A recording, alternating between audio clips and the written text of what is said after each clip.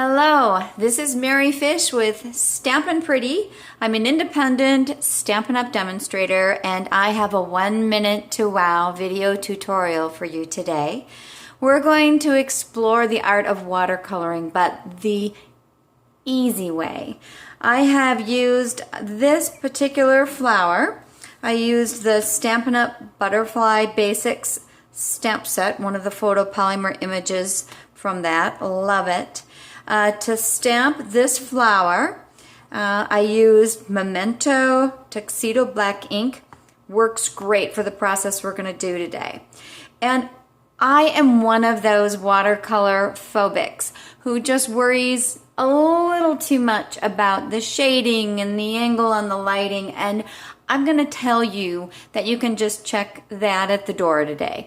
My best advice to you is to not overthink, and you'll find you get beautiful results, and it may be a lot simpler than you realized or the way you're currently doing it.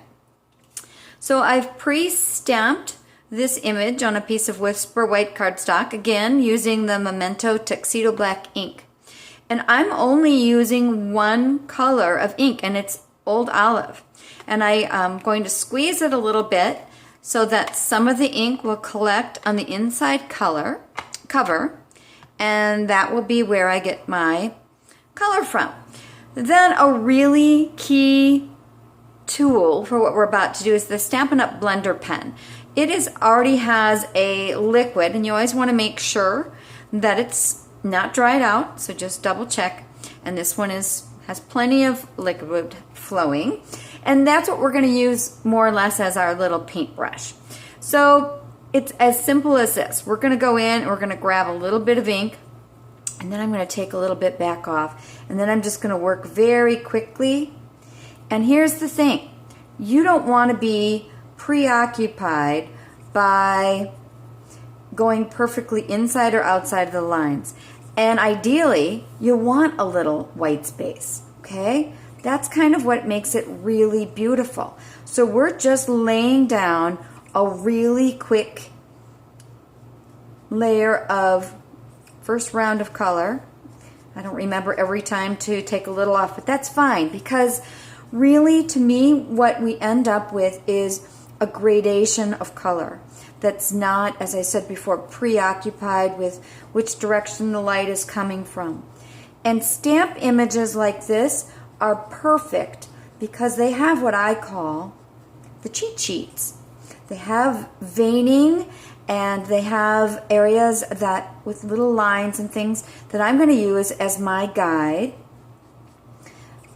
to add some depth in the color. Okay, so I just put a really quick layer down of the green, and now I'm going to go in at full strength. Okay, and I'm just going to go back over some of the areas that have some of those lines, and I'm going to darken them and add more ink. And you can see how there's a little white, see how there's a little dark, and I'm not overthinking it. Here's some little lines, so I'm going to add depth there. I'm going to add a little depth all the way down. It's that simple. And I think I've been overthinking this too long, and it makes me especially excited about images like this that have some of those lines and a guide for me to make things even easier, to add depth. Okay, so I've got a few other little spots that I can add some green. I'll go in a little with a little more ink. So as I said, you can either take a little ink off or you can just apply it lightly. It's totally up to you. So I've got what I consider a really pretty little flower with some watercolor effects. It will look absolutely amazing when I'm done. Little tip for you on the blender pens, you just want to go like this to remove the color, and then you're all done. Put the cap on the other end. I think I had it off when I was working on the project. So let me just show you really quickly the finished product, or the finished project. It should look like this. And how simple was that? We did that in about a minute. So thank you for joining me for my 1 minute to wow video tutorial. Please visit my blog, stampinpretty.com. I have a free newsletter and daily updates and samples always talking about stamping, paper crafting, and our wonderful Stampin' Up! Products. Thank you, and bye-bye.